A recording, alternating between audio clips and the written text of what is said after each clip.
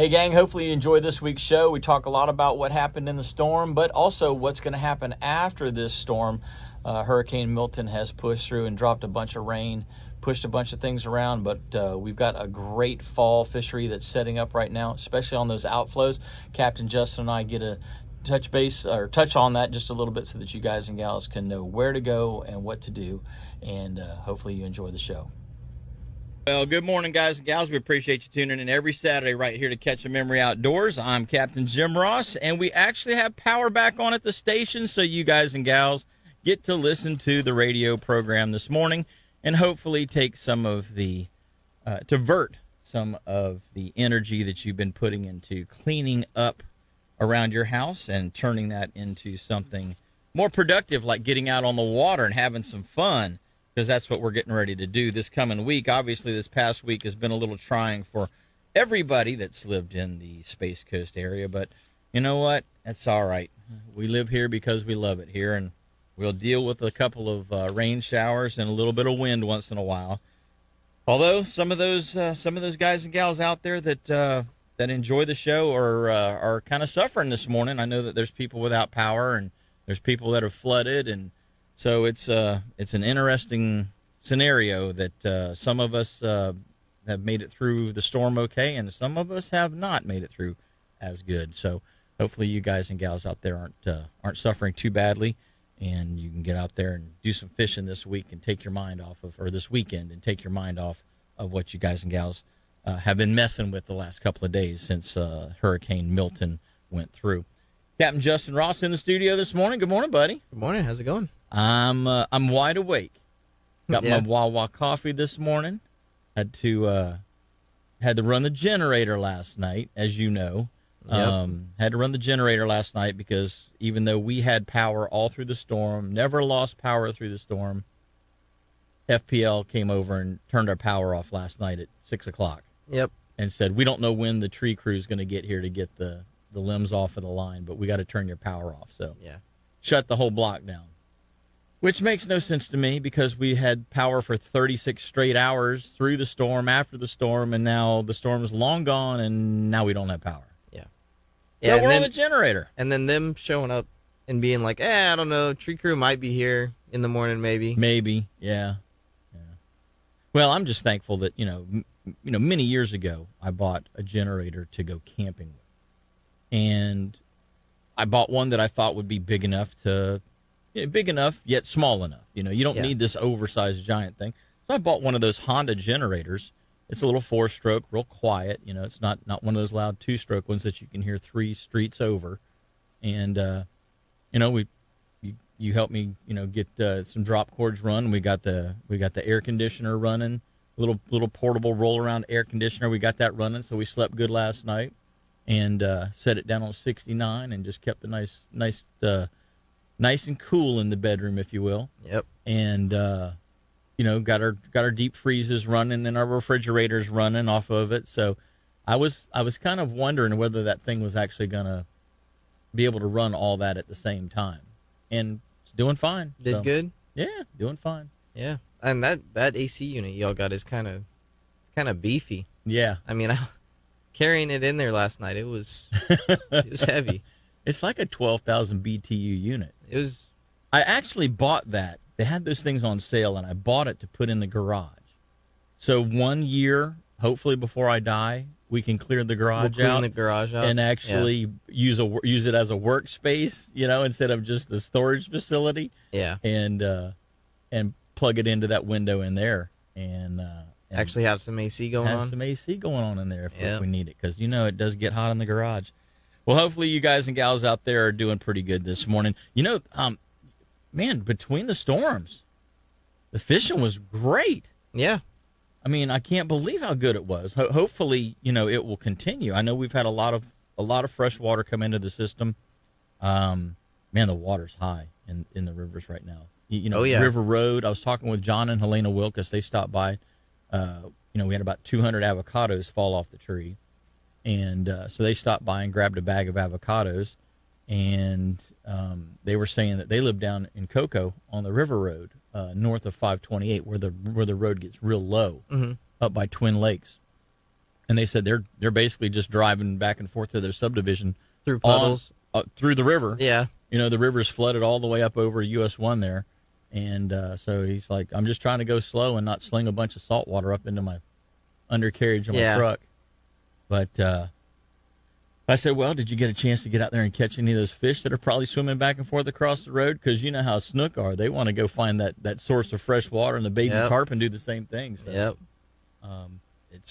but yeah, a lot of crazy stuff going on out there. I'm looking forward to this week though. We've got trips scheduled pretty much every day this coming week, and the seas are going to calm down a little bit, and with the snook, redfish, tarpon action that we've had in the river, the trout are going to slow down. Yeah, that fresh water that shuts them down. They don't really like that, no. And they were, I wouldn't say that they were really all that hot anyway. We were talking about the topwater bite either last week or the week before, and we, typically when you're throwing topwaters, you get a lot of trout, especially when you throw them around the mullet. Oh yeah. And I was getting a couple here and there, but it was mainly the ladyfish, the redfish, the jacks, stuff like that, with a couple of trout sprinkled in as well. Well, they don't like that salt. That's the main thing. Is they do like that salt. They don't like that fresh mixing in with their salt, and so that really messes them up. And hopefully there's not a whole lot more rain that we get the rest of this year, because we've had enough rain now that we don't need any more. And all of those basins and things that are full of water right now are still going to have to drain. Are still draining. And they're going to be draining for weeks. But the snook have been good. Yeah. I mean, from big snook, from the little snook all the way up to the big guys, they've been really, really participating with us this last week.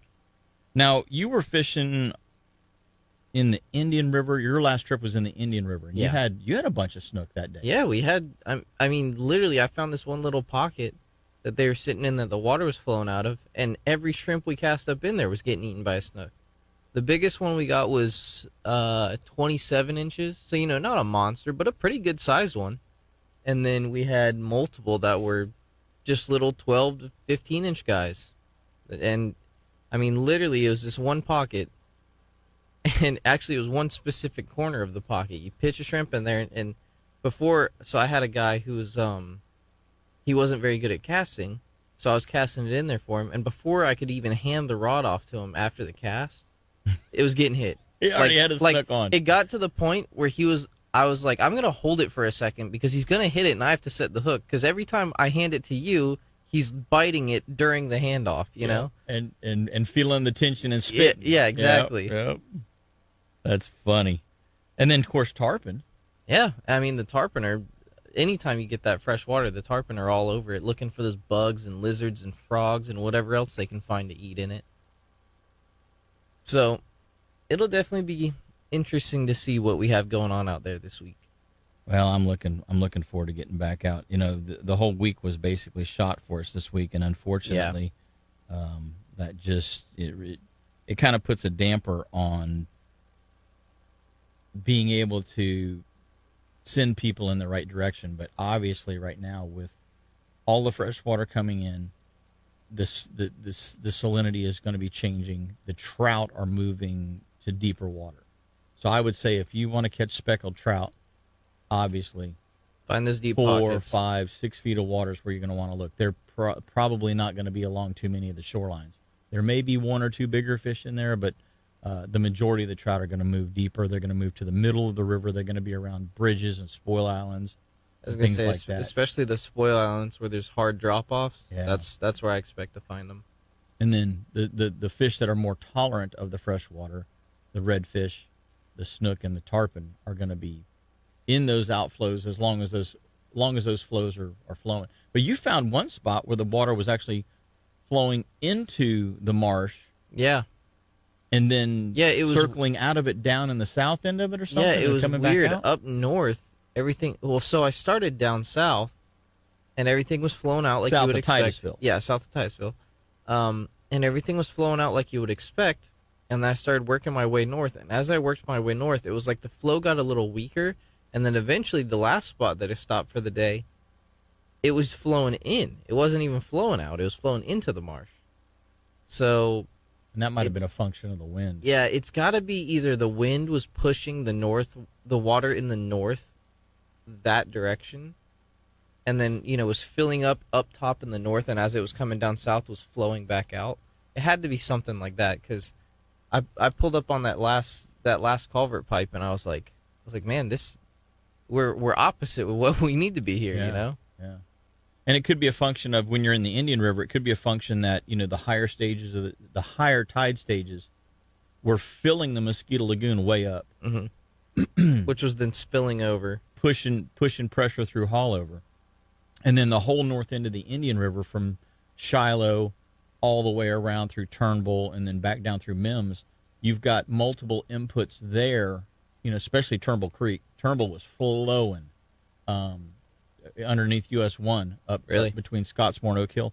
It was, I pulled over and just kind of, I didn't pull completely over. I just slow rolled over that US 1 bridge. And it was flowing. And it was flowing hard coming out of there. So everything north, Oak Hill is flowing into Turnbull Creek, and Turnbull Creek is then filling the north end of the Indian River. So you've got pressure from that water coming in, and that may be what was affecting the impoundments that you were trying to fish down towards closer to Mims and Black Point in that area. Yeah. That's the only thing I can figure.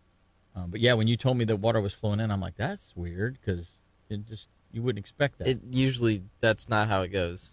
Not at all. Well, guys and gals, we're going to take our first break of the day. If you'd like to give us a call, please do. 321-632-1000. That's 321-632-1000. And we're going to be right back with Captain Justin Ross and myself, Jim Ross, and Catch a Memory after these messages. We are live on the air this morning because we have power again. Hooray. Hopefully you guys and gals out there are having some power, no power problems of your own. I know there's a lot of people that do have some issues this morning, but hopefully those things will be resolved quickly. And we're glad that we got back on the air here, because at about 4 o'clock yesterday afternoon, I got the call and said, hey, we're back up and running, so we can do the show live for the listeners here on Saturday morning. I want to let you know this segment of the show is brought to you by Lamb Deck. If you haven't checked out Lamb Deck, you really need to go check them out. Whether you just get a helm pad or whether you get a full, complete makeover on your deck with custom graphics and all the fun stuff that goes along with it, plus any kind of stereo installations or electronic installations that you may need done as well, the guys and gals up at Lamb Deck can take care of that. Give them a shout. This is one of the best EVA Marine non-skid deckings that you are ever going to find. It's super easy to clean up. We use the Starbright products on it. We use the non-skid deck cleaner.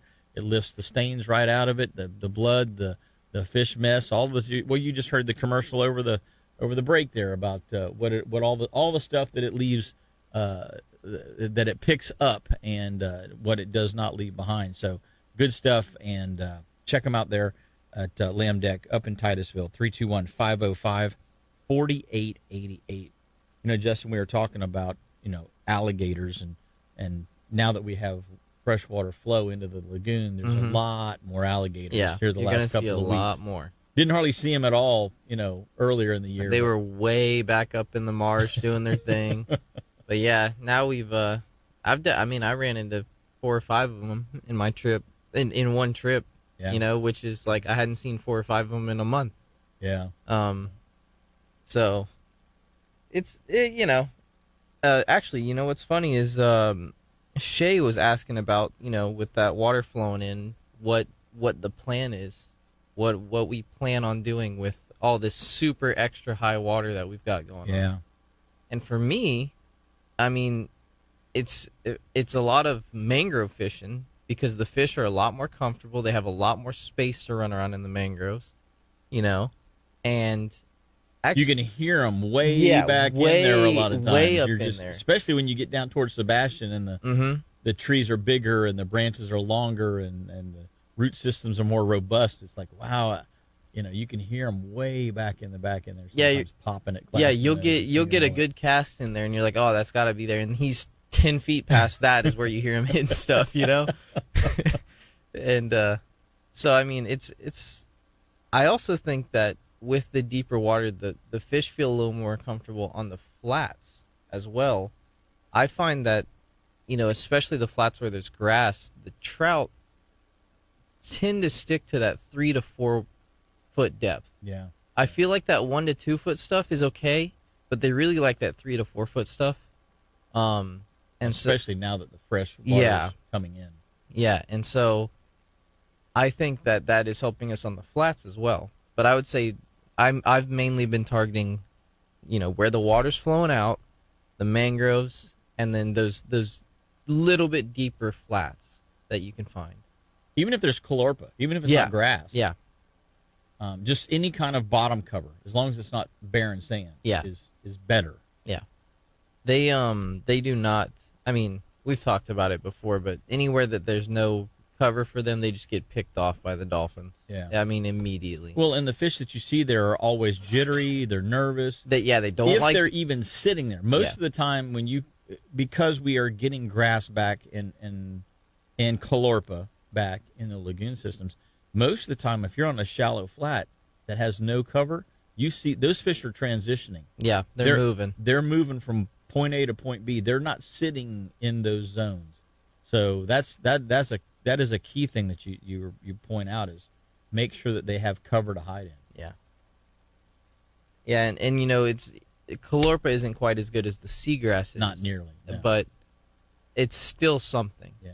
And with the dolphins running rampant all over the river, it's any little bit of cover that they can get will help them a lot. And you were talking about the fish getting back up under the mangroves, and so noisy plugs. Yeah. Things that make noise. I have noticed that it's a lot more about noise recently.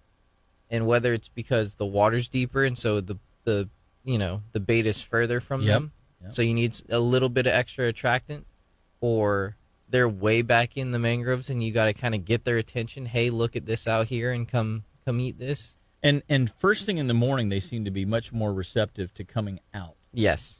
And actually last thing in the afternoon, they seem much more receptive to coming out to the edges, because the mullet don't want to be in the branches. No, if you've ever taken either a finger mullet or even a full-size mullet and you've pitched him up into the mangroves, you'll know the first thing he does is he swims away from those mangroves. He gets out of there. Yeah. Because he knows that is not where he belongs. He's in the danger zone. Yeah, which is frustrating, because it's like, man, I just made a really good cast and here he comes swimming. He's back by the boat now. I got to reel him up and try again. Pitch him again. Yeah, but they know. They know that's not their territory. That's not where they're supposed to be. Yep. It's interesting that the fish, you think, okay, I'm just going to put him there, and in your mind, you made a good cast, and he's just going to sit right there and present himself as the perfect, a little morsel for any snook or redfish or whatever to come out and eat, and that is not the case. He is scrambling to get out of there. Yep. So yeah, it's funny. We were fishing that edge. From basically the entire edge from Hog Point down through Snag Harbor to Mullet Creek is this time of the year. I like to fish that area. Yeah. It generally is productive. There's multiple species. You've got trout, ladyfish, jacks, snook, baby tarpon, and even a few redfish, which, there's not a whole lot of redfish down in that direction, but even a few redfish compared to the Banana River or farther north on the Indian River. And just pitching around those edges, paralleling them, in fact. A lot of times we'll come in and kind of cast at a 45 or even sometimes a 90. But I find first thing in the morning in particular, paralleling right along the edge of the mangroves. Now, if you do hook that big snook, he's running back in the trees. And so you're going to have to deal with that. But you keep the topwater lure, in this case is, first thing in the morning, we're typically throwing topwater. You keep that in the strike zone longer. Yeah. And by keeping it in that strike zone longer, you obviously have a better chance of picking off those fish that are sitting on those edges waiting for something to eat. And so I feel like the snook, in particular the snook, will come out away from out from under the mangroves and sit on those edges so that they can ambush. The ladyfish typically don't go in the mangroves. The trout typically don't go in the mangroves until they get bigger. When they're smaller, 17, 18 inches and down, they typically will sit outside, right underneath the mullet or glass minnows, And if you can find a place that has mullet and glass minnows together, That's where it's at. that's money. Yeah. That's money. Well, it's a lot like what we were talking about, or what we preach about when you're fishing the beach. A lot of people go out to the beach and they cast past the waves and, past the bait and try to bring their bait back, or, set it out there or bring it back through the bait. And we always tell people, go stand out in like knee or waist deep water and cast parallel to the shore. Yeah. Because that's where the fish are sitting. And you'll be, the whole time you're reeling whatever it is that you're reeling back in, you'll be in the strike zone, hopefully. Versus just that little cross section. Yep. If you think of it as a plus sign, the fish are moving, one way, and your lure's moving 90 degrees opposite of that. And that little plus, that little intersection is the only place that they can potentially see your bait. So like you say, when you cast parallel with it, instead of a plus sign, now you've got an equal sign, if you will. And you're pulling right over top of, hopefully, all of the fish that are there waiting for bait. You're pulling right over their head. It's going to be a little difficult to do that here today with the swell. Let me tell you, that swell yesterday was kicking. Yeah, the guys that are surfing are loving it, but the guys that are trying to fish are not loving it at all. But yes, just being able to get out and explore. And here's the other thing, a lot of the areas around Black Point, Gator Creek, Catfish Creek, a lot of those impoundments are going to have a lot of fish in them right now. Yeah. So don't be afraid. If you don't have a boat, or even if you have a boat and you just want to go fish off the shore, if you're just driving around that loop at Gator Creek Road or whatever, or down to Peacock's Pocket or wherever, don't be afraid to fish the impoundment side instead of the open river side. Oh, yeah. I mean, I went in there up that way towards, like, Catfish Creek, and there was one little strip of land. And on the other strip of land, there were two bigger fish that were just everything that swam by them, they were blown up. And I was like, dude, if we could just get the boat onto that side. But I wasn't going to have, we could have cast to them, but I was like, I'm not going to have my customers cast in there and drag the fish over across the top of the, the bank. And yeah. So, but he was up there blowing it up. Well, when the water's high like this, it gives them so much more freedom to move in those impoundments. Yep. And that's really where they want to be. They want to be someplace they feel safe. And the dolphins cannot squeeze through the culvert pipe. Yeah. So they like that. The redfish and the snook and the trout and everything else. Well, not so much the trout, but the tarpon. They like that. They like being able to get back in there and not get, pestered by the dolphins. Oh, is it? Gator Creek's closed right now. Okay. Yeah, so, Joey Mundo just said those roads are in bad shape right now. Yeah. So producer Paul just said they had it closed, but when they do open up, it's interesting because they just spent so much money rebuilding those roads. They've been building up on those roads for 2 years. Yeah. Every morning you hear the excavator going and dropping stuff and slamming around. And they were mowing the dike road between Nassau Causeway and Moores Creek. They were mowing that piece of dike when I was in there early last week, I don't know, Tuesday or Wednesday. They had the mowers running. So that's kind of interesting that they've actually got the road. Yeah, Gator Creek Trail. Yeah. Yep. They've got it completely closed right now. Huh. And you're not allowed to fish. Yeah. On the Black Point Wildlife Drive side. But I'm not saying that I haven't ever seen. Never done that. No, well, no, not me. No. That was not me. No. But not that I have not seen guys. Yeah. Jump out of the truck and make a couple of casts and then ease on up to the next pipe. I don't know why they don't let you fish on the north side. It doesn't make any sense. I don't know. It's the same as the south side. Who knows? It's exactly the same kind of marsh, the same culvert pipes, the same dike road. Just why wouldn't you be allowed to fish there? That's the refuge. Yeah. Donald Waberman. Let's make an arbitrary rule that just makes no sense whatsoever. And let's enforce that. Let's turn your power off at 6 p.m. and tell you tree guys might be here in the morning. Be here tomorrow morning. Yeah. Yeah. So Donald's checking in from the West Coast. He says, Yeah, how did he do over there? He says no power, but no house damage and no flooding. So he's thankful for that, and he's just got tree limbs, and he says his back fence is gone. So, well, we know about tree limbs, don't we? Oh yeah, we spent a lot of time on tree limbs yesterday. We were all day tree limbing it up. Yeah, chainsawing and tree limb hauling. That was us. That, jeez, man, just climbing up that tree, and I'm like, oh, there's another limb we got to take down, and there's another limb, and there's another limb. You know, it's so guys and gals, if you're going to plant something, do some research, okay? Yeah. Do some research. Is it a brittle tree? How big does the tree get? Does it sprawl all over the place? Our next door neighbor we can't, it's not our next door neighbor. It was our previous next door neighbor that went absolutely nuts. Every kind of rainforest tree you could that plant. Drops leaves 24/7 and berries and flowers and anything else that can fall out of it into our boat. Yep. She planted. And some of these things get 60, 70, 80 feet tall, and plant them right underneath the power lines or right next to the house. Yeah.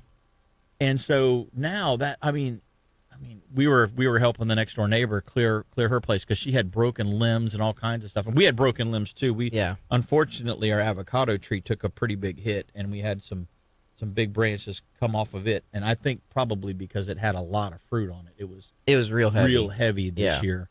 But so we're up there, we're trimming and we're cutting over at her place, and she had limbs down, and I mean it was. But I'm thinking to myself, this poor girl that owns this house now, the woman that owned the house before her really did her absolutely no favors whatsoever. No. All of the stuff that she planted, because everything she planted was big, messy, sprawling, and brittle. Yep. Yeah, that one limb that we had to trim up. She was asking us, can you trim it up a little bit because it touches the house when we have storms, you know? And I went up there. I got up on her roof. It's planted in her backyard, and the one limb was all the way over the front of her house, like almost over her driveway was how far it had sprawled out. Yeah. And so got that all trimmed up for her and cut back. So thankfully she was really happy with it, but got that done for her. Yeah. We got a little bit more to do. We got some fence to fix and that sort of thing. But I'm glad to hear that Donald, being over there on the West Coast, that he didn't have a whole bunch of problems, and hopefully there's not a whole lot of other people that have problems. But there's a lot of people that do. It's an unfortunate fact of just kind of what happens when a storm comes by. But we're going to take our next break. When we come back, we've got a whole lot more Catch a Memory. And it sounds like we got Captain Mike Mann on the line, so don't go away. We got the Mosquito Lagoon report coming next. Appreciate you tuning in every Saturday right here to Catch a Memory Outdoors. You know what? Sun State Pest Management is the sponsor of this segment of the show, and we are getting ready to have those guys come out and go to town because Justin and I have been fighting fire ants. Yeah. And fire ants aren't fun. Yeah, they suck. I mean, even like we were, those grates we have on the fence yesterday when we were pulling them out, there were ants all over them. Ants everywhere all of a sudden, man. They just popped up everywhere. Yep. So we're going to get actually, they were supposed to come Monday, and Chad called me. He goes, hey, man, we're not coming out because of all of the rain that we had preceding the storm. And then, of course, what we're going to have, He's like, we're not coming out. He goes, let all this get by. He goes, we'll reschedule for next week. We'll get back out there and get you all tightened up. And I'm like, good, because the bugs are trying to get in. Yeah. They're trying. So hopefully you guys and gals aren't having that problem. But if you are, give Sun State Pest Management a call. Let them take care of all your pest control needs. They're super easy to get a hold of. 800-783-7378. That's 781-7378. That's 1-800-781-7378. 7378. Sun State Pest Management, we appreciate them sponsoring this segment of the show and can't wait for them to come out and do another service at our house and get rid of some of these bugs and pests and things that we've got going on. Hey, we're going to go to the phone line. We got Captain Mike Mann on the line this morning. Good morning, buddy. Hey, good morning, guys. How are you today? Doing good, man. Doing good. How are you doing this morning? Good, man. Out on the water. We're trying to look see if any of the tarpon are in the places I left them, and looks like Milton may have moved them to other places. I think we're going to go switch up and go do some redfish and trout fishing in a minute. But figured we saw bait and it was easy 2 casts, and I had plenty of mullet. And now just got to find the tarpon. About the water temperatures dropped down to about 76.6 in the lagoon. Yeah, I was looking at the ocean temp. It dropped from 85 down to like 80 and 81. I was like, wow, that's a big change, So yeah, all that rain in the lagoon's done the same thing. Yep. It's and there's a lot of water out here. So far, not seeing a whole lot of floating debris. If someone lost a boat in the Bethune area, it's a little, probably 16, 18-foot boat with a Suzuki on the back and a power pole. I couldn't tell what brand it was. Give me a call, and I will you found give you it? a ride to it. Yeah. I found it. Yeah, it was looked pretty unharmed, sitting up along the mangroves. But, hopefully the fishing, typically after a storm, we get pretty good fishing. If we can find the tarpon, I think they'll eat pretty good. If not, we're going to go get back in some of that not-so-skinny stuff that used to be skinny stuff a week ago, and see if we can get on. But that prefrontal bite before the hurricane, man, Sunday the bite was on fire. We got black drum. We got a big 30-inch snook on a 20-pound. We weren't expecting the snook. Got a 30-inch snook on 20-pound leader on one of my little light redfish and trout rods. On a woman, that was the second fish she'd ever caught. Ever. 30-inch lagoon snook is a really big snook for the lagoon. Yeah, she was probably 70 years old, had never caught a fish in her life. Her first fish was about a, say, 8-pound black drum, and the second fish was a 30-inch snook. So, Heck yeah. Very nice. Very nice. Just couldn't get her to slam. Well, that's, it happens. It happens. At least you're having a chance to get out on the water. Mike, I know that you had some more issues at the house there. How's things coming at the house? Good. We were really fortunate. I mean, I don't think it was any damage, just a little intrusion from it coming up from the foundation. Just the water got so high, and then my pool is completely wrecked. My pool looks like the lagoon right now. Yeah. There was about 3 feet of water above the pool deck. And no, it's not it's an in-ground pool. There was 3 feet of water above it. But, we'll get it cleaned up and we'll survive and we'll carry on. Gotcha. That's what we do. Yes, sir. All of this fresh water that's coming into the lagoon, obviously, the input pipes and creeks and things like that are obviously going to be big draws for you as you're fishing. Are you seeing mullet gathering around them this morning? I haven't got to any of the pipes yet because we kind of started out up here up north. But I would assume there's some gathering around them. I mean, there was plenty of mullet right around some of the islands, and I mean, literally 2 casts, and I've got probably 40 mullet, Gotcha. a variety of sizes. I'm going to think with the water flow pipes are going to be a good bet today. Yeah, Justin and I have been fishing the ones in the Indian River side, and then some of the creeks down to the south, around Grant and Micco, north of Sebastian, and everywhere we've been where there's water flowing, there's something in that flow. It just seems like every single pipe we've fished, every single creek, there's something in that flow. So that's still a good. It gets to the point. There will come a point where they're going to move away from that. It's going to be too fresh for too long, and they're going to get tired of it, and they're going to move away from it. But that first week, 2 weeks of good flow, they have a tendency to just sit right there and just chase what's being flushed out. Everything that flushes out of there, they're eating. Yeah. And the snook and tarpon don't mind the fresh water as much as say the redfish and trout do. Right. Yeah. The trout are the first to leave, and then the redfish kind of follow them, and then the snook and the tarpon follow after that. Have you I tell you what, Mike, I mean, I don't know how far you intend to run today or how long a trip you have, but we were finding some pretty good sized, full grown, 60 to 120 pound tarpon between the NASA Causeway and the Parish Park, Max Brewer Bridge. Run that far just due to the amount of debris that's probably in the water. So far, we haven't seen any debris. Yeah. So I'm feeling pretty good, but I don't think we're going to head down that far. we're probably going to slide back up into around Tiger, maybe up at George's and check some of those areas and get up, in some of the backwater areas, maybe up around Orange Island and check some of those really backwater areas that are a little bit further away from mainland because you won't have as much fresh water there. Yeah, keep that salt content a little higher. Yes, sir. Yep. That's kind of the plan, and I'm going on completely different conditions, and these guys are thankful and understand it may take us a few minutes to find some fish, but I'm pretty confident we'll figure it out and get them found and start catching some fish. I just like to see a few tarpon roll or mark feel on the sides again because I got good bait. Yeah. Hey, real quick before we let you go, any news on any kind of overwashes from the ocean into the Mosquito Lagoon over the barrier island at all? Not as of yet, but I'm thinking people are just now getting out and starting looking. And I would say, Judge, because we stayed in a condo right on the beach. I mean, one block off the beach, third floor condo, and there was huge crashing waves and 30 to 100 mile an hour winds out of the east for probably 12 hours. So I'm going to say there's probably some washout. But, on the flip side, typically where it washes out down here in Bethune, there was, or at least comes over the dunes, there was none of that. So I don't know. It wouldn't be a bad thing, though. No, I was hoping that we actually got some washover, especially somewhere, from basically about Tiger south.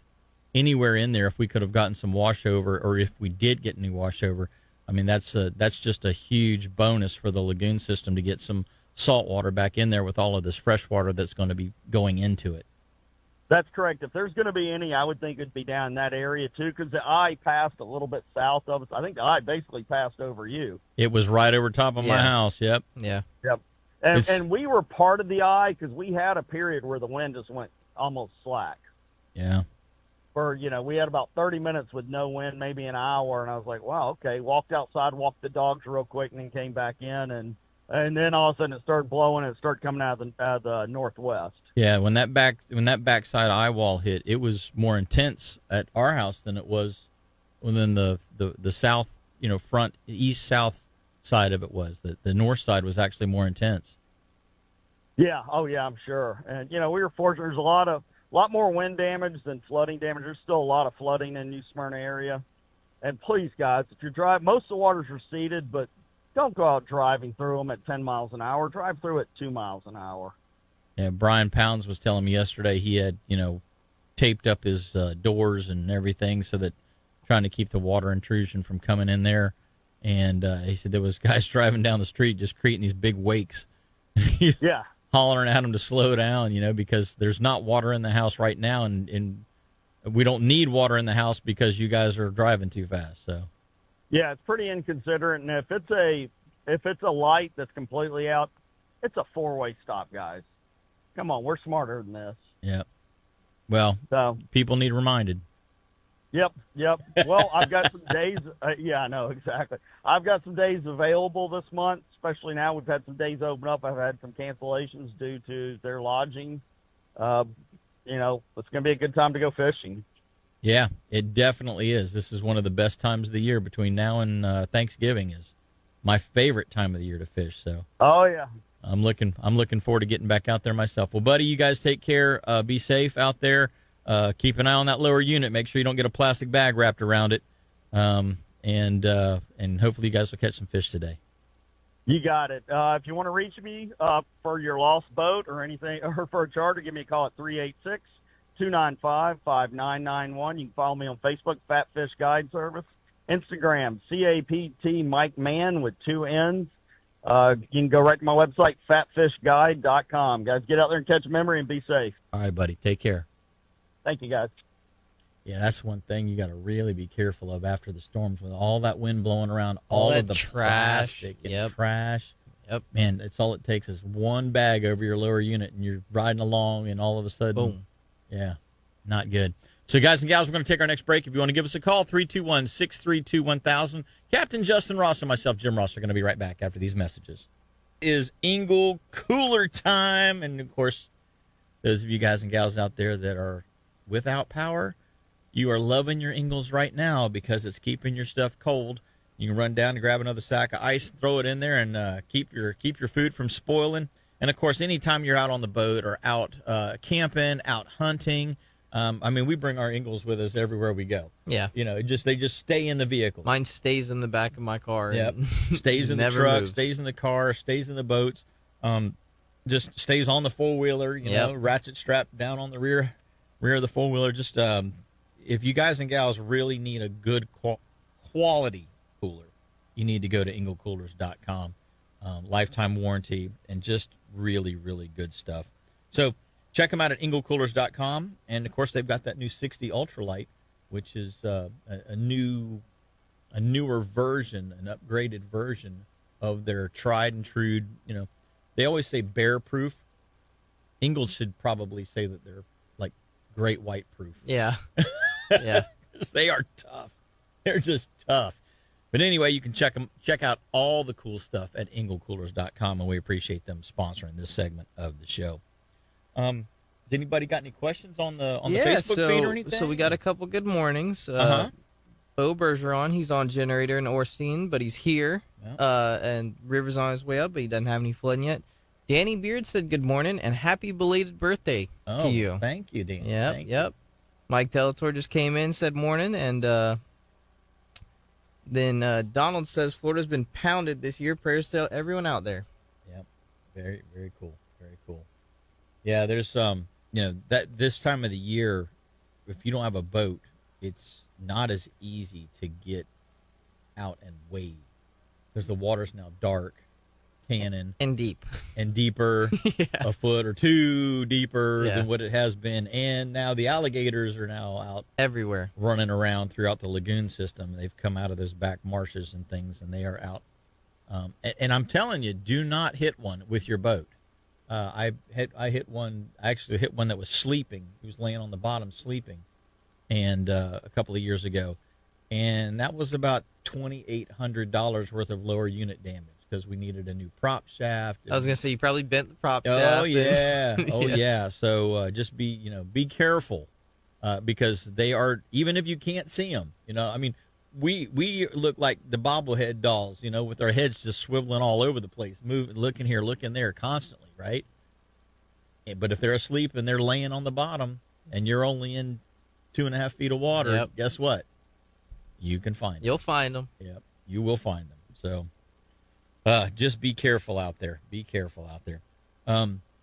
You were talking about what was Mitch Roffer was saying something on that? Yeah, so Mitch said good morning earlier, and then he says Butch, after Hurricane Andrew, he was they were out without power for about 12 days. And they were happy because most people had to wait 3 to 5 weeks for it, which is, you know, that's a long time to be. Well, you have to think, you know, here on the East Coast, we have not received a whole lot of problem. We've had flooding issues. There's been some down trees and power lines and things like that. A couple tornadoes here and there. We don't have a 6 or 8 or 10 foot storm surge. No. We haven't had, you know, a 9-foot wall of water coming down the side of the mountain and just wiping out the entire town like they had in the Carolinas. Up in Asheville and stuff. You know, I was talking with Robin Shiver and Teresa Shiver from Bass Assassin after, because they live in Mayo, which is right next to Steenhatchee. Yeah. Steenhatchee got wrecked in Helene, and Mayo got wrecked, and you know, they had a lot of damage up there, a lot of buildings down. Robin and Teresa themselves had buildings down. We are very, very fortunate here on the East Coast that we haven't taken the direct, even though, you know, the eye of the storm went right over our house. It wasn't what it was on the West Coast. No. And so, you know, I was thinking about that earlier in the year. It seems like due to how the hurricanes form and how they end up spinning off, a lot of the time we're either protected, well, quote unquote protected by the West Coast, or they spin up north of us and come in at the Carolinas. Yeah. You know, it doesn't seem like we have too many that come and hit like right on us, thankfully. Yeah. And hopefully we don't, because like you said, some of the like what the West Coast is going through is absolutely crazy right now. I mean, I look at the water level and you're just sitting there going, wow. I mean, it was as tall as the roof. Yeah. That's a complete gut job. I mean, that's Oh yeah. that's not 12 days without power. That's not 3 to 5 weeks without power. That's 3 to 5 months. Yeah. Of getting your house repaired. Yeah. And your neighbor getting his house repaired. And how, I mean, you have to get in line because everyone on your street has to get their whole house completely gutted and redone. Yeah, and redone. Yeah. So, yeah, it's there's something to be said for not living directly on the waterfront. As much as we would all love it, I guess being poor is a benefit in this case. Now, I didn't hear a whole lot about Orlando, but they were talking about Orlando was going to have a whole lot of problems too, due to flooding and stuff like that. Well, here's the thing, right? The whole state of Florida is a swamp. Yeah. When it's not a desert, it's a swamp. Yeah. Okay? So in the dry season, everything dries up and it's sandy. And then it starts to rain. And then it keeps raining. And then it rains some more. And then the hurricane And then the hurricane. And then the hits next it. hurricane comes. Yep. And we basically have a swamp. And I was actually talking with our producer Paul before the show about this. I see it even in our neighborhood because of the development that is being done around our neighborhood throughout the Rockledge, Cocoa, Vieira area. I see the water level where we live. My house is in a flood zone X, which is the best flood zone to live in. I don't know what it is anymore. I know that they were getting ready to rezone a lot of the central part of Brevard County based on recent year flooding events.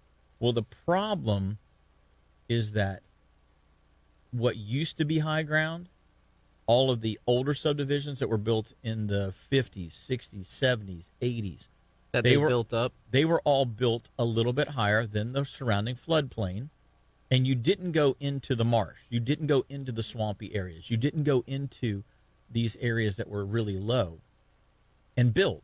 And now, you look at the Vieira. Vieira was basically wetland and cow pasture. And now what they've done is they've dug and dug and dug to build up the town, the entire town of Vieira, let's just say, and everywhere else, anywhere else in the last 15 years that's built, is all built 3 to 4 feet higher than what my house was built at. And my house was built at 3 to 4 feet higher than, in the 60s, than what the surrounding ground was. So now you're talking about a 6, 7, sometimes an 8-foot difference between what is being built now and what the actual true ground level is. Well, all of the water that used to fall on that level ground, okay, we'll call it ground zero, and that used to filter into the woods and into the pastures and into those places, and then eventually find a creek to then flow into someplace. All of that is now falling on ground that is 8 feet higher than what it used to be, and is now designed to drain very quickly. Yeah. So you take that whole area. Let's just take a subdivision that's being built. That whole subdivision is now 6, 7, 8 feet higher, designed to drain really fast. So the water falls on it, the water runs off of it, and then my house or houses like mine that were built 30, 40 years ago, 50 years ago, it runs into those subdivisions, which aren't designed to drain that amount of water coming at them. They were designed to drain the amount of water that was going to fall on them. Yeah. Not the additional load of somebody else's subdivision that's now dumping into it. Yeah.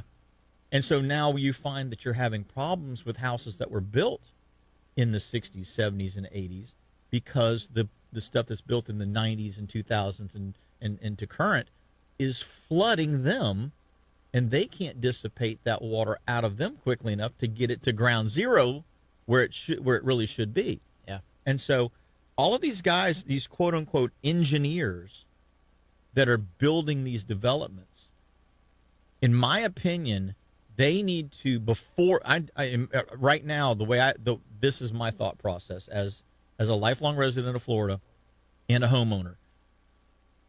You need to stop all building. Period. Stop right now. Whatever's in the process, let it go, okay? Let it complete, but stop any new building and then go back and look at the flood areas and what is flooding, and you see it through the Orlando area a lot. Those older subdivisions are flooding because they can't handle the amount of water that's coming at them now that didn't used to come at them, and go back and retrofit those older subdivisions with increased drainage capabilities, increased water flow, so that they don't flood. And until you do that, we're going to continue having issues like we have, Orlo Vista and places like that. New Smyrna, Brian Pounds, who was supposed to be my guest this morning, is not here because his subdivision now floods because they've built other subdivisions around his that are draining into his. Yeah. And they can't handle that increased flow.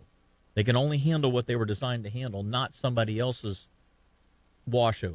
Yeah. And so, I'm just a fishing guide, guys and gals out there to listen. I'm a fishing guide, but common sense has to come into play at some point, and you have to say, okay, these people are going to flood because of the way we're building now, and so we've got to go back and help these people that have older construction and get the water out of their areas before we start building even more that are going to continue to flood it. Yeah.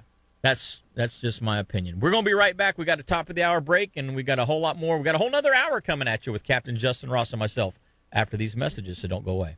This is the second hour of the show. If you missed the first hour, well, guess what? You got a whole nother hour you can listen. And Captain Justin Ross and myself are here. If you guys and gals want to watch on the Facebook feed, or you want to text in anything on the Facebook feed, any questions you might have, you're more than welcome to, or give us a call, 321-632-1000. That's our call-in line. And speaking of calling in, Captain Glenn Austin is calling in from Sebastian this morning. Good morning. What's going on, Glenn? Justin, how's it going today? Doing good. How's it Good, going, buddy? Good. Good. Everybody fared well from the storm, I assume. Yeah, we're making our way through it. But no major damage, so that's good. That's good. Same here. I haven't been on the water since it happened, but I'll be out tomorrow, so we'll see what's going on out there. Hopefully there's not too much debris out there. There's still plenty of bait around.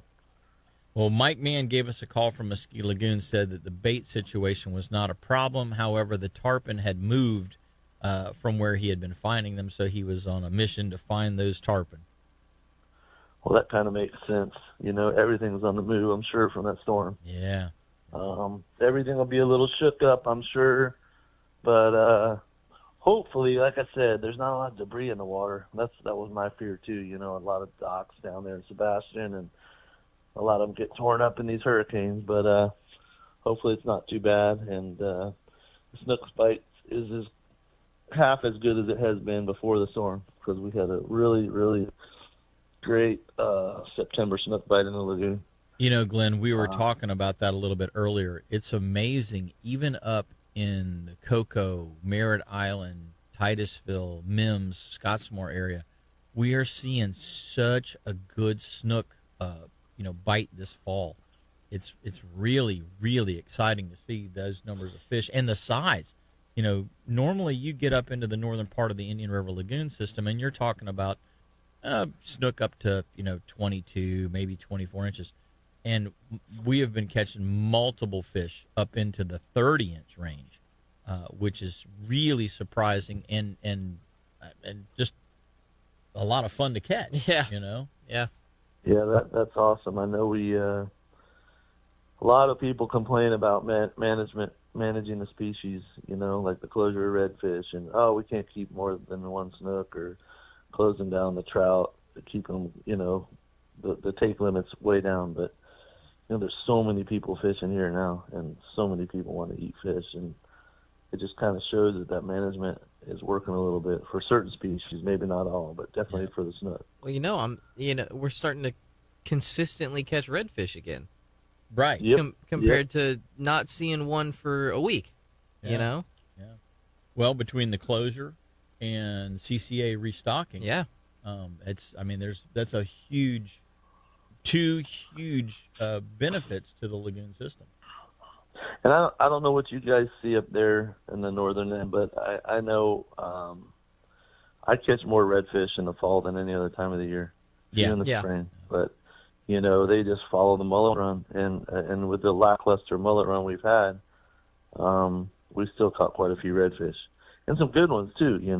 Upper slot, over slot, and I'm not talking about in the inlet because of course they're always in there. Yeah, I'm talking in the lagoon shoreline system, fish. So, yeah, shoreline fish. You're working 10 miles north of the inlet or a couple miles south of the inlet. There's definitely been plenty of redfish in there, so it's always good to see. But I was a little disappointed with what we had for mullet this year. We really didn't have a very good run at all. We got that early push after that one hurricane went up north, and really not a whole lot after. I think there's more coming to you because the northern part of the zones, I'm seeing quite a few. Yeah, I think you're gonna see more still to come. Glenn, we were talking about potential washovers from the storm into the lagoon system, and obviously down on the south part of Melbourne Beach, down all the way to Sebastian, very, very unlikely that there will be any kind of washover there. But how about the push coming into the lagoon system? Have you talked to anybody or heard anything about the amount of salt water that maybe came in, pushed in through the inlet during the storm? I have not. But however, I will tell you the amount of rain we've had for the last month has really, really made the waters extremely fresh. Yes. And that water before the storm, if it did push a bunch of salt water in, hopefully it made up for the amount of rain we got, because we had a horrendous amount of rain. I mean, ridiculous amount. It was so bad before the storm, my pool was overflowing. I had to lower the pool way down, and then when the damn hurricane hit, we didn't get any rain. So back up, so that water could have turned it over. So, but the amount of rain before the storm, so hopefully we did get a good flush. And with these northern winds we've had the last few days, we usually get a lot of good clean salt water in the lagoon. I have a feeling that with that north wind, it kind of pushes the Gulf Stream closer and pushes more clean salt water in. Let's hope so. From the Gulf Stream, because when we get the south winds and there's a lot of sediment from all the beach renourishments, it pushes all that muddy water, silty water in. And when we get a north wind, it pushes all the nice clean water in, which really helps the lagoon, in my opinion. Yeah. Yep. One last thing before we let you go, Glenn. The seagrass. There's been a little bit of resurgence of seagrass down, between Palm Bay and Wabasso. Are you seeing any particular hot spots on the east shore or west shore where there's an exceptional amount of seagrass, or is it just little sprigs here and there? No, I haven't seen any exceptional amount. The only exceptional amount I've seen is real close to the inlet when the water was clean. Like I said, since I started fishing in a lagoon, because I typically, as you know, we fish the beach all summer long for tarpon. Right. I've been fishing the lagoon since middle of September. So, and since then we've had so much rain, the water's been pretty dirty to really see. Now, I will say, many areas that I'm fishing, I see a lot of floating seagrass, and it's nice and green. That had just come uprooted for some reason. So there is quite a bit down by the inlet, and I'm sure there's some up, like you said, in Palm Bay, Grant, those areas.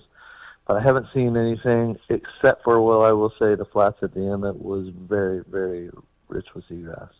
Good deal. Now, Good deal. Has a lot of this fresh water changed that? I don't know, because for the last 3 weeks or so, you can't see, 2 feet down in the water to really tell what's there anymore.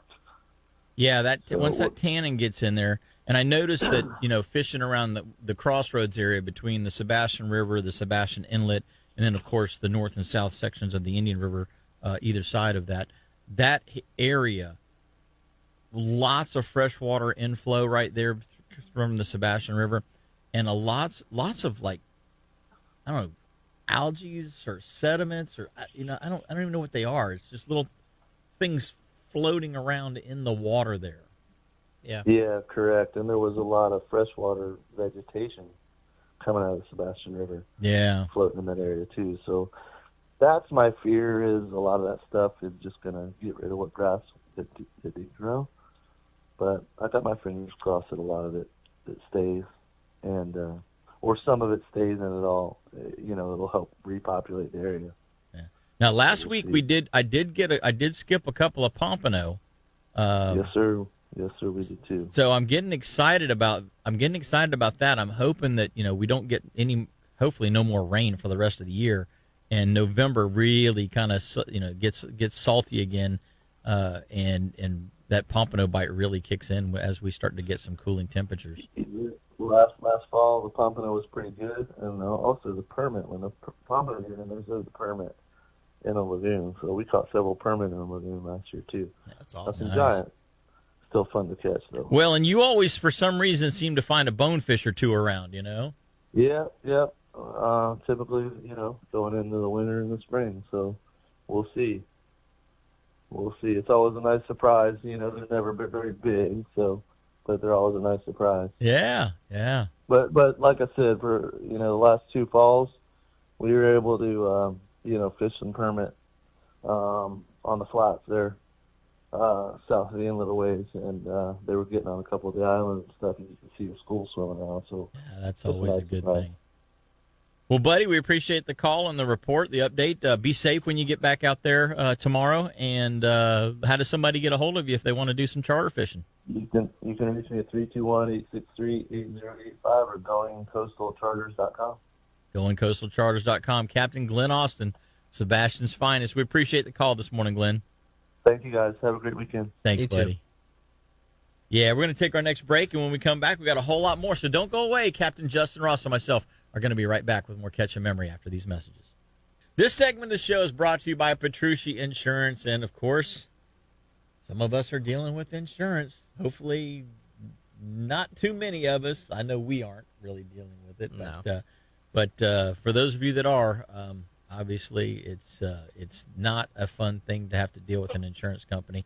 So we talk with the guys and gals over at Petrucci Insurance. They're an independent broker agency, and they find you the best deals and obviously help you decide on what you need to cover and what you don't need to cover, and make sure that you're properly covered, and that's always a good thing. So if you got a boat, car, house, give them a call. Let them find the best deal for you, and especially with these rates that are going to continue to escalate, we're gonna see more and more and more of this with all of this damage that's going on in the state of Florida. Finding a good deal is and the proper coverage is the main thing that you guys and gals need to be concerned with.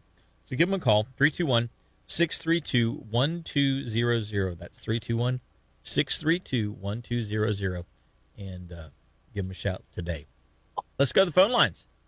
We've got Brian Pounds on the line this morning. Good morning, buddy. What is going on, guys? We are live on the air. We have power back at the radio station, so we are happy as we can be. Nice. How's things going up in your neighborhood? Water receding a little bit? It is. The sound of generators this morning everywhere,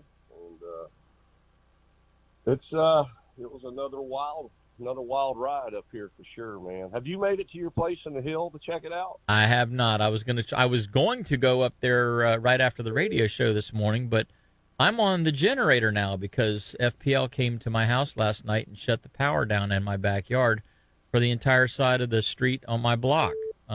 We have the little thing, that little fusible link or whatever it is that they trip up there on the wire, and there was some issues downrange from us, even though we've had power through the whole storm, and 36 hours after the storm's gone by, and they came and turned the power off for us last night, so we got to hook up the generator right before dark and get everything plugged in. So I may not be coming up there like I had previously planned today, unless they get the power back on. Right. And you're trying to take care of your neighbor's place with the generator. Yep. Yep. So. Oh man, have we heard how many inches of rain that Florida's got? I don't have TV, internet, or anything. I try to watch the news on my phone, and my service is spotty. I'm kind of surprised that I can actually use the phone this morning, but I haven't heard an accurate measure. How many inches did we get? I haven't either. That's kind of interesting. And our producer Paul was just kind of shaking his head. He's over on Merritt Island. We're here on the mainland in Cocoa and Rockledge, and I know we got a bunch of rain, before the storm, but actually from the storm, I don't think we got, at my house, I would say we probably got right around 3.5 to 4 inches of rain at my house from the actual storm. But we got probably 15 inches of rain the previous 5 or 6 days ahead of the storm that we had to deal with. Judging from what I've seen, people send me pictures here and there. And like I said, I can watch the news spotty.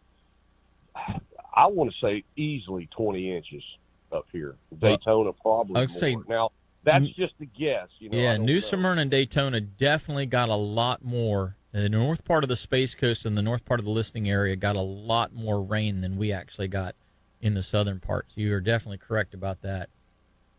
A friend of mine lives in Orange City, and he sent me a picture of a house. It was a horse pasture, cow, little, got a little ranchette, if you will. Yeah. He had water up to his soffits. Wow. On his house. Yeah, the roof was showing. That was it in Orange City. So, I've seen pictures of roads washed out. It's a mess, man. It's just, I just want to, not having the TV and internet's kind of nice at the moment, to be honest with you. But it'd be kind of nice to get on there and I just want to see what happened. Yeah. Yeah.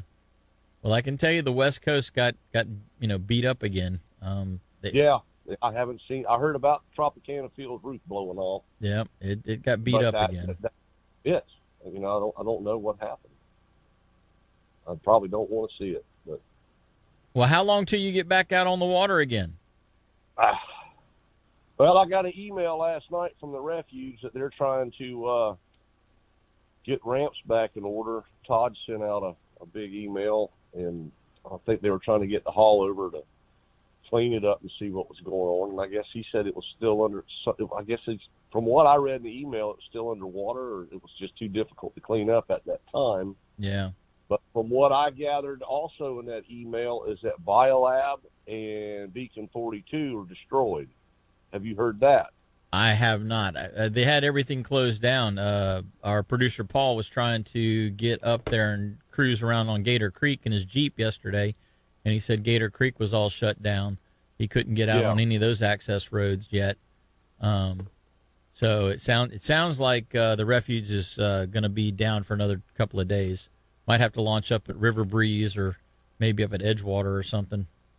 Well, we were at the point at River Breeze, you couldn't see the dock, the boat slip. The water was so high, I imagine if it wasn't for them high poles on top of the docks, you probably wouldn't know where the boat slip was. Yeah. And it was already high. Edgewater ramp, they got the floating docks with the little ramp. I'm sure they're way up in the air if they're not destroyed. I've been so busy at the house. I haven't had time to go check on stuff. Yeah. I need to. Maybe after today I'll get freed up. I still got a lot of stuff to do around here. We didn't flood though. It was close. It was real close. Well, that's a good thing. Having that much water come down and enter into your neighborhood is just can be devastating at times. I know it was for you last storm, so I'm glad that you made it through this one. After Ian, we parked our cars at Walmart. The Walmart was letting people park there, would not tow. They were just trying to help people out. So that was pretty awesome for Walmart to do that. The one out there on 44? On 44 and 95, yeah. Well, I wasn't taking a chance. I had to thumb a ride, you get the people who want to drive through the flooded streets to go check on everything. But, if you're trying to rescue family, but some of these people just want to take a ride and check it out. But it's frustrating. But anyway, thank goodness I had one guy come by. I thumbed a ride with him to run up the street where it was high. And Amy's sister took me up to get my car at Walmart. So we kind of zigzagged through the hood over here, where the streets weren't flooded. So I got my truck back, and I still drove through 2 foot of water on some of the streets to get home. Yeah. But anyway, back to fishing. I'm hoping a couple of days. I've had to reschedule charters. I was up in New Smyrna and Edgewater snook fishing, just blasting them. It was just a great year. And normally that full moon in September, the snook will leave the docks inside the river. They go. I know a lot of them go up to the inlet. I know before the storm, guys were crushing it in the inlet, but it was, it was roho time, man. It was time to get back in the lagoon and dial in the reds. And took me I did about 2 scouting trips, and I started, getting my numbers up. And then the last trip that I ran, I think it was Saturday or Sunday. I want to say, I can't remember, something like that, before the storm, and I got it. I moved 5 times, but I didn't move over 200 yards, and just whacked the redfish. I think we hooked 30 and got 25 in the boat. Oh, that's awesome. Even found some of the lagoon spawners. It wasn't a big school. I'd say 30 fish maybe, but hooked one of those first thing, so, that's always a good start to the day. And then just working sand holes. I had a little bit of bait, running up and down the shorelines and just using a lot of cut bait. But so just when you get the fishing dialed in, man, it's awesome. We got this Mother Nature to deal with here. So. Yeah. About how it goes. Going back to your rain estimates, actually, Mitch Rawford just sent me something from the National Weather Service. Public information statement from them, and he said in Brevard County, it looks like the highest totals were up in the north area around Titusville, Mims, LaGrange area, 7-ish inches. When you get down to Merritt Island, it was down around 6. Cocoa was 5 to 6. Let's see here. Palm Shores was down around 4. Melbourne was around 3. Vieira was around 2.5. So I don't actually see. Oh, Rockledge. Rockledge was around 4. Yeah, that's what I was guessing, was about 4 inches. And then Indian River. Let me see if we've got anything on Volusia. Orange, Osceola, Seminole, St. Lucie, Volusia. Here we go. Lake Helen, 15 inches. Port Orange, 15 inches. Ormond had 14. So you guys up there in that area, even down around New Smyrna at 11. You got 7 to 8 more inches of water than what we got in the Rockledge area. So you guys definitely, even Edgewater has 9. Daytona's, the farther you get up around Tomoka, and it got down around 4.5 to 5, but Daytona Beach had a solid 5 to 6. Port Orange, Orange City had 10. You were talking about your friend in Orange City. He had 10. So you guys definitely, and with Lake Helen having 15, and Port Orange having 15 inches, that's a lot of water. So thank you, Mitch, for sending that information over via text to me, so we could kind of share that out there. But you guys got some water. That makes sense. I know, because during Ian we had 19, and we flooded. So like I said, flooding wasn't as bad. It didn't get in the house. It was, a lot lower. So I guess that makes sense. So I'd say, okay, 10 to 15 inches, ish. So that makes about sense. But that's rain that came through within 24 hours. Yeah. Not to mention all the rain. And 2 or 3 weeks ago, we got 8 inches in an hour and a half here. Yep. So it's crazy. Yeah. So it's good that we're all doing okay, though. That's a good thing, even with that amount of rain. So, well, buddy, we're up against our next break. How does somebody get a hold of Captain Brian Pounds? Go find some of those redfish or some of those snook that have left the docks. Yeah, just my website is southernfishingchartersfl.com. You can find me on Facebook at Brian with an I, Pounds. I think my business page, Amy handles all that. I don't that sound bad. She handles all my Instagram too. But I'll just throw a phone number out there, 407-702-3643. And, you want to get out there and catch some fish. And we'll definitely have a good time. Being out there is part of it. Catching fish is a bonus, but it's always a great time. Heck yeah, brother. Heck yeah. And this is a great time of the year to get out, because those fish are lined up at those culverts and looking for those little input places that may be sweeping some bait out to them.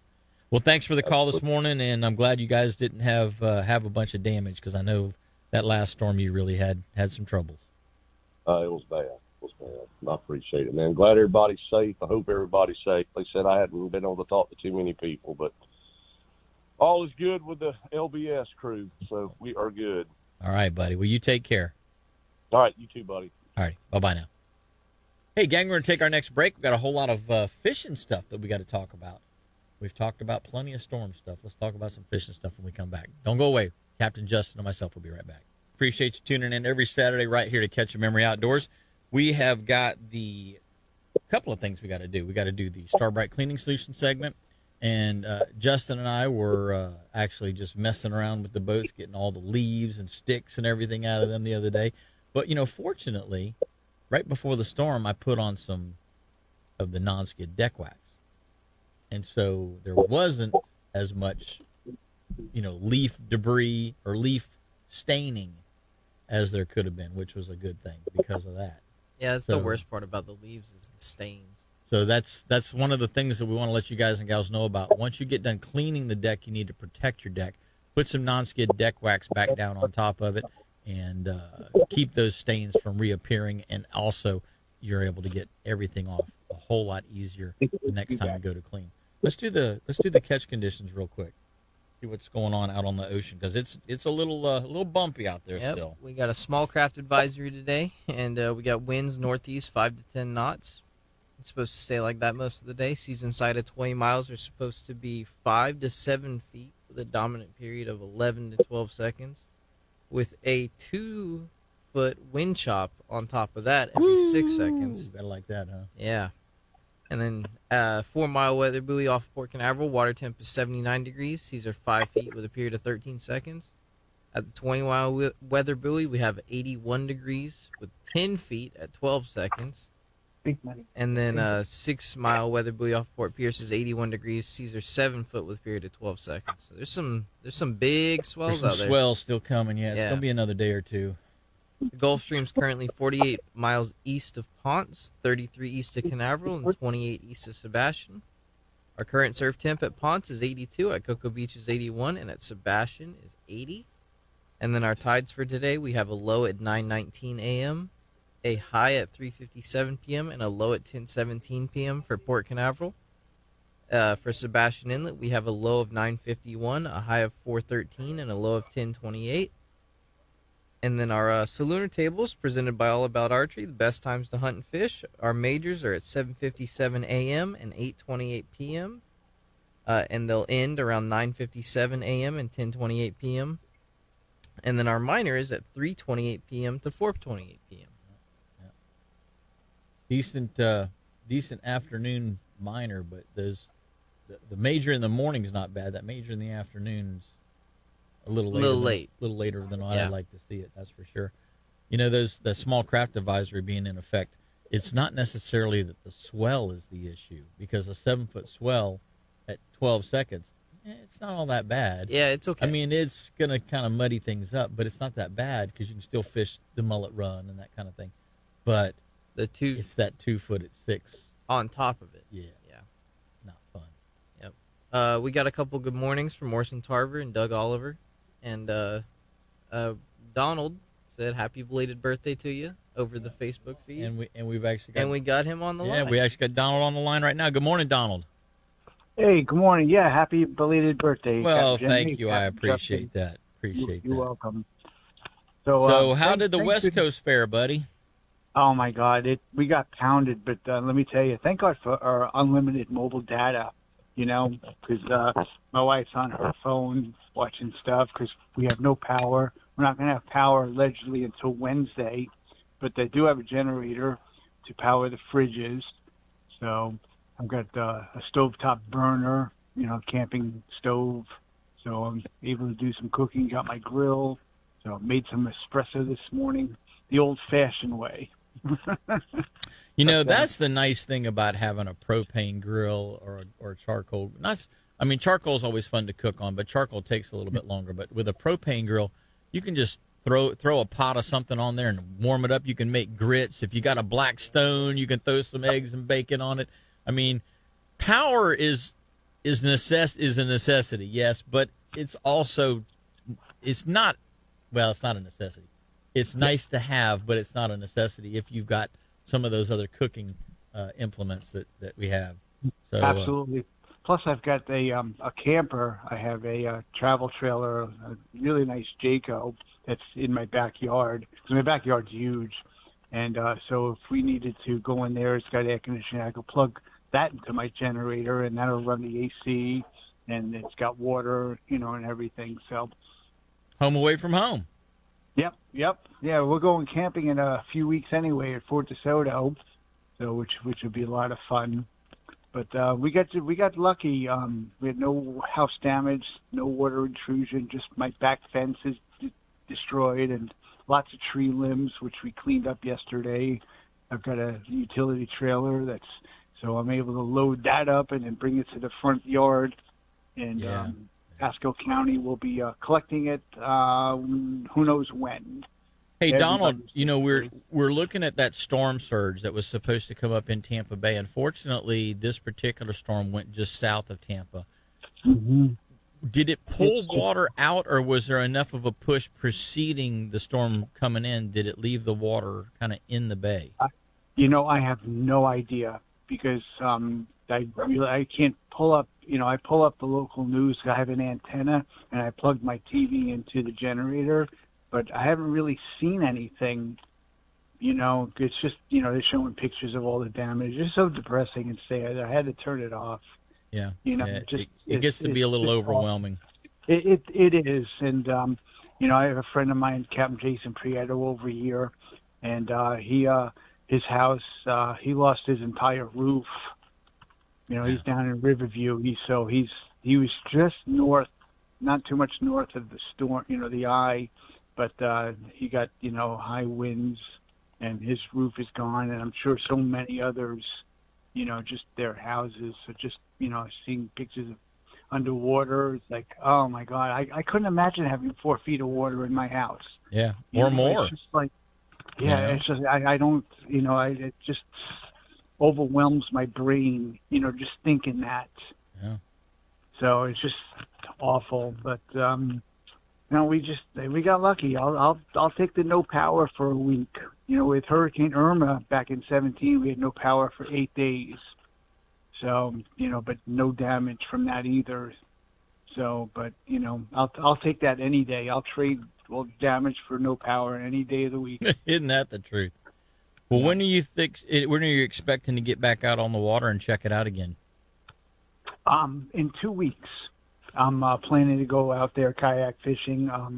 Just going to be busy the next couple of weeks. Work is backing up, because I couldn't work last week. So, going to get back out in a couple of weeks. Well, buddy, we appreciate you giving us a call and an update on what's going on over there, and hopefully you'll enjoy your camping that's coming up at Fort DeSoto, but you're getting a precursor of it in the backyard right now, it sounds like, so not necessarily a bad thing. No, just figured I'd give you a quick call and shout out for your birthday. Hope you had a great day. I appreciate it, buddy. I appreciate it. Thank you so much. Absolutely. Hey, you guys take care. Stay safe out there, everyone. Appreciate it. You too, Donald. Bye-bye now. Take care. Thanks. Yeah, that West Coast got absolutely pummeled. Jeff Page went up to stay with Pat Deneen. He left Sarasota because that's where he lives.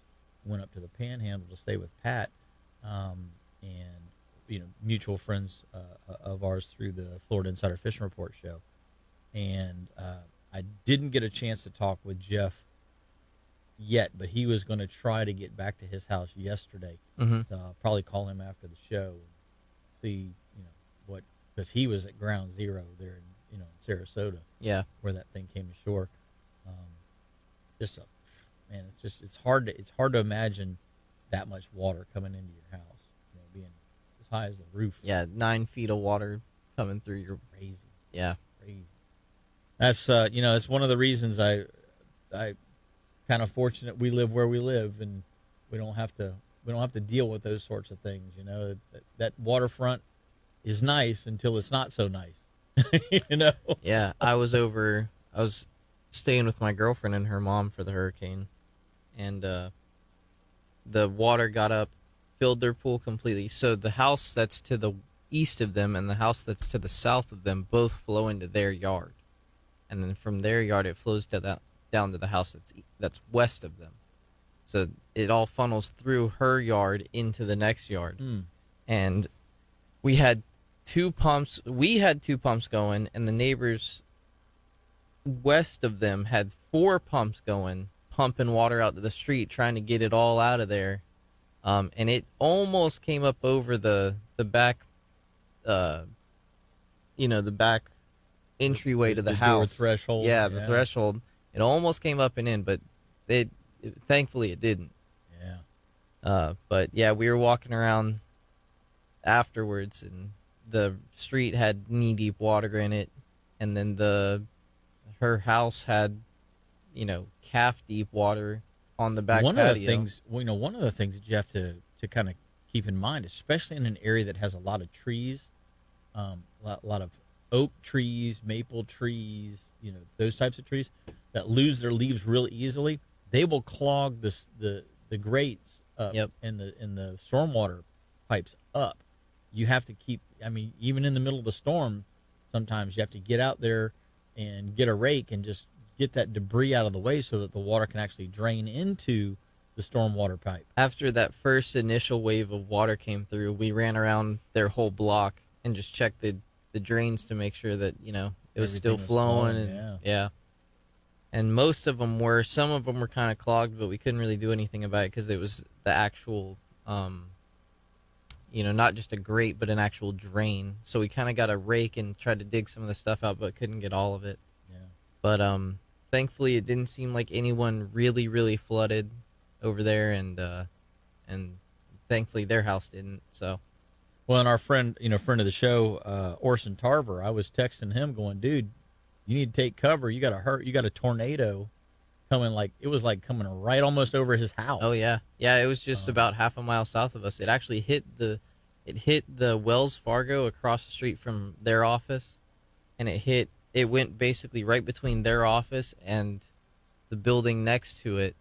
And there's a bunch of parking garages there but they're just the ones with the sheet metal roofs. Yeah. All that sheet metal was completely ripped off and thrown all over the two parking lots. Areas. Yeah. Yeah. Or I saw that coming in, and you were out on Cocoa Beach, and John Sorensen lives just a couple of houses, and Greg Lund lived just a couple of houses south of where you were at. And so between where they live and where Orson lives, that tornado went right through there, and right over the Banana River, and then started heading up towards North Banana River Drive. Yeah, it actually. So a lot of people know that it ripped the roof off the Wells Fargo over there, but what they didn't say is that the Wells Fargo roof actually ended up back in people's neighborhoods and hit 3 or 4 houses, and damaged those houses. Wow. Yeah. And that was a really crazy event, having all of those tornadoes coming down all at the same time. Yeah, crazy. It's crazy. Well, guys and gals, we're going to be right back with the show wrap up. Don't go away. We got our last break of the morning right here at Catch a Memory. We're coming back after this. We appreciate you tuning in. We're going to wrap up the show today with this thank you to the guys and gals down at Strike Zone. They're sponsoring this segment of the show, and of course they have all of the gear that you guys and gals are going to need to get back out on the water once you get done with your yard debris cleanup. Remember, the other thing is Ace Hardware in Titusville is one of the sponsors of the show as well. And if you need any kind of home goods, any kind of, you need some new fence, you need some new pruners, you need a new chainsaw, all of those things that, kind of come with storm debris removal, stop in at the Ace up there and check them out. But stop down at Strike Zone. We appreciate them sponsoring this segment of the show. You know what? Boaters Exchange has got a demo day coming up on November the 9th. And I know it's about a month away, but wanted to get that out there so you guys and gals can kind of check out some of these new boats and some of the used boats that they've got as well down at the lot. But on the water, they're going to have an Everglades, a 335 Everglades hardtop on the water. They're going to have the new Cobia 285, which is a really, really well put together boat. I jumped up in the boat that they had just taken delivery of last week. This particular boat that they're going to be demoing, brand new model and really well laid out. If you guys and gals are looking for a mid-size, upper mid-size center console, this is one you really need to check. And then they're also going to have some skiffs. They're going to have, I think, one of the bay boats and one of the flat skiffs. And that's going on at the O'Galley Yacht Club on November the 9th. Now, you can't just show up, okay? You do have to get an appointment to be able to do one of the demo rides down out of the O'Galley Yacht Club. But they got like I said, a 335 Everglades, a 285 Cobia, a 24-foot Pathfinder, and an 18-foot Maverick HPX. So anything from 12 inches of water to 120 miles offshore, they've got you covered. So give them a call at Boaters Exchange, and you guys and gals can get involved in that. Justin, I'm looking forward to this week, man.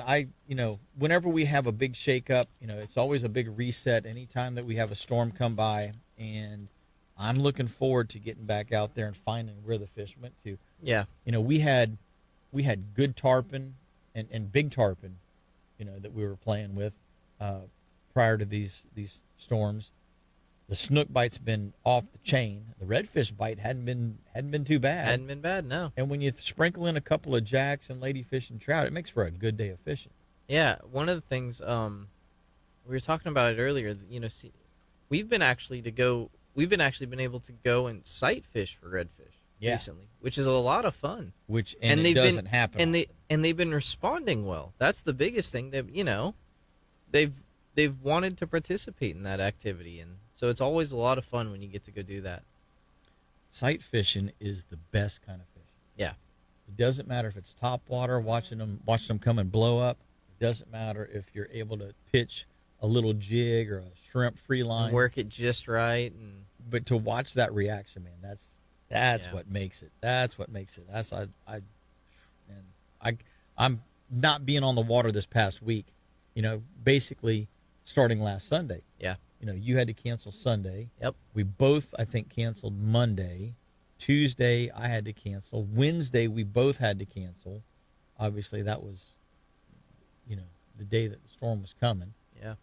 Thursday was a cancellation. And then Friday, we both canceled. And then today and tomorrow. Today and tomorrow, your guy couldn't fly in. J.R. Hunsberger was scheduled to fish with you, and he had to. He couldn't fly in. Yeah, he couldn't. They shut the flights down. So. And then 8 straight days, not good. Yeah, it happens. Yeah. Hopefully we can get all those people back out again. I don't know how long it's going to be before the beach is fishable again, but as soon as we can get out there, I can tell you that there is going to be at Canaveral. There's going to be redfish and snook stacked up along that beach feeding on finger mullet. Yep. And hopefully I'm one of the first people there. It's always best to be first. Yep. Yep. Yeah, they the mullet have been.